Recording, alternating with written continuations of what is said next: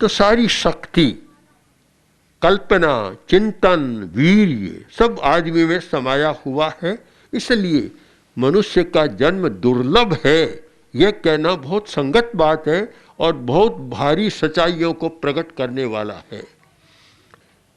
एक आदमी अपने आप को बहुत बड़ा मानता है, बड़ा बन गया और अपने आप को बड़ा मानता है और दूसरों को कष्ट देता है,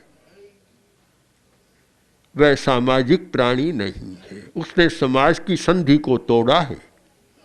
अपराधी आदमी, चोरी करने वाला, डाका डालने वाला या बम विस्फोट करने वाला असामाजिक तत्व कहलाता है, सामाजिक नहीं कहलाता, असामाजिक तत्व है।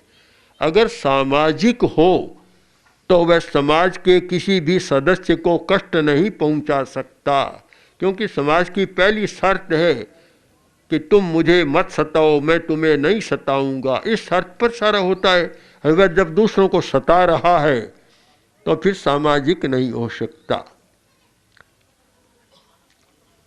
हम देखें तो सृष्टि के निर्माण में, यानी मनुष्यकृत सृष्टि के निर्माण में, हम ईश्वरीय कृत सृष्टि की चर्चा को अभी छोड़ दें। मनुष्य ने जिस सृष्टि का निर्माण किया है उसमें, उसके मूल में अहिंसा का तत्व काम कर रहा है और वह अहिंसा का तत्व काम कर रहा है। इसीलिए आचार्य ने ठीक कहा कि दुर्लभ मनुष्य जन्म को पाकर जो धर्म की साधना नहीं करता उसका जन्म व्यर्थ चला जाता है। वह स्वयं भी सुखी नहीं बनता और दूसरों को भी सुखी नहीं बनने देता।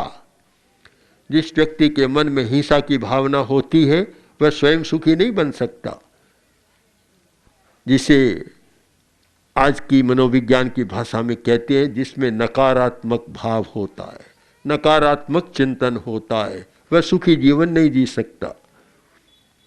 यह नकारात्मक भाव, नकारात्मक चिंतन क्या है? हिंसा है। जब ये हिंसा नहीं छूटती और जब तक अहिंसा नहीं आती, अहिंसा में नकार बदल जाता है, सकार हो जाता है। सकारात्मक चिंतन और सकारात्मक विचार, तब वह सुखी स्वयं सुखी रहता है और दूसरों को भी दुखी नहीं बनने देता, दूसरों की भी चिंता करता है।